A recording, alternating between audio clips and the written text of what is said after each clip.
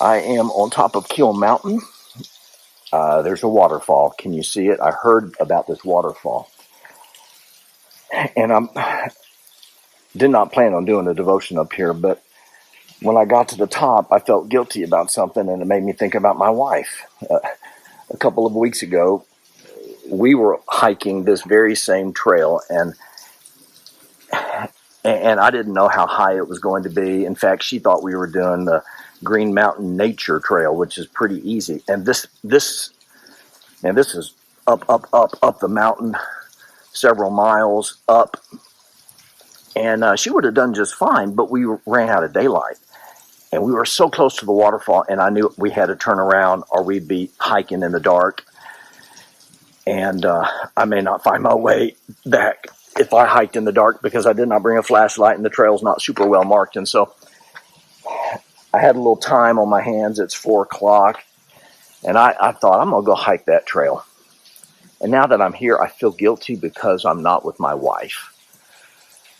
She missed seeing the waterfall. We should have done this together. So I'll just confess my sin and teach a little bit on what marriage is all about, because that's my assigned passage. It's Ephesians chapter 5. And if you want to have a blessed, happy marriage, just always think and ask, am I putting my spouse first? Am I meeting their needs? That's why I felt bad, because I felt like I was selfish coming up here to see the beautiful waterfall all by myself. But how about I walk you through the passage? Every woman's favorite verse is verse 22, and that's where we begin. Wives, submit yourselves to your husbands. Okay, before you turn this off, let me explain that a little bit. If you read the Greek New Testament, verse 22 actually reads as follows: Wives, to your own husbands as to the Lord. The word submit is not in there. So why then do the translators think, well, that's the verb? How did they know? They knew because they pulled that verb, submit, hupotasso, in the Greek. They pulled it down from verse 21. What does verse 21 say? Well, verse 21 says, submit to one another. So, yes, the scripture does tell women to submit to their husbands, but we get the word from the previous verse that says submit to one another. And I return to what I said a moment ago. Always put your spouse first. Always ask, how can I meet your needs? There is mutual submission that takes place in a marriage. And then if you continue to read, it talks about the husband being the head, as Christ is the head of the church. Men, you ought to be a spiritual leader in your home. I've never met any woman who would not be too happy to submit to a man who in turn was a spiritual leader in the home and loving her like Christ loved the church. That's where we continue to read. You get to verse 25, and if I don't get every word exactly right, I'm doing it by memory. Like I said, I don't have a Bible up here because I wasn't planning on doing this. But verse 25 says, husbands, love your wives. How? How do you love your wife? As Christ loved the church. How did Christ love the church? You continue to read. And gave himself up for it. Jesus died for the church. You love your wife sacrificially, willing to die for her. And so probably no one today is going to require you to give your life for your wife, but could you meet one of her needs? Could you find a way to serve her?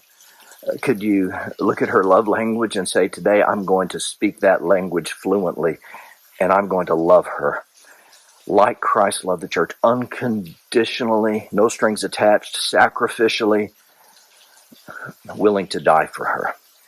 And then if you drop down to verse 29, if my memory is correct, I think it is, it tells us men, that we should nourish and cherish our wives. Nourish and cherish. Nourish. Be the spiritual leader. Be the person that feeds the family spiritually. But cherish. Do you cherish your wife? And more importantly, does she feel cherished? You cherish her by the way you treat her every day. Does she feel like a princess? Does she feel like the most important thing in your life? And ladies, by the time we get to the end of the chapter, verse 33, I believe, it says, wives, respect your husbands. Men thrive on respect. Words of affirmation for many men. If you don't like what you're seeing in your husband, listen to what you're saying to him.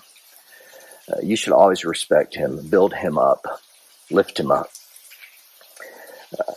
And so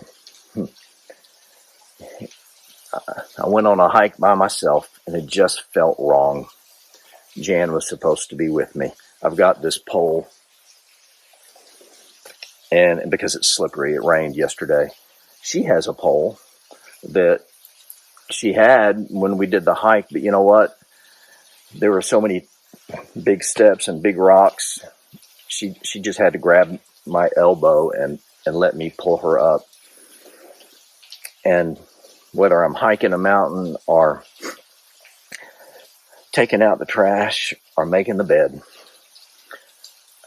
I want to always be that man by her side who can pull her up and meet her needs and know that she can count on me. Your wife needs the same thing, and so does your husband. And so at a waterfall on the top of a mountain, I encourage you to read the whole chapter and find a way today to tell your wife, your husband, without just words. Words are good, but find another way by your actions to show them just how much you love them.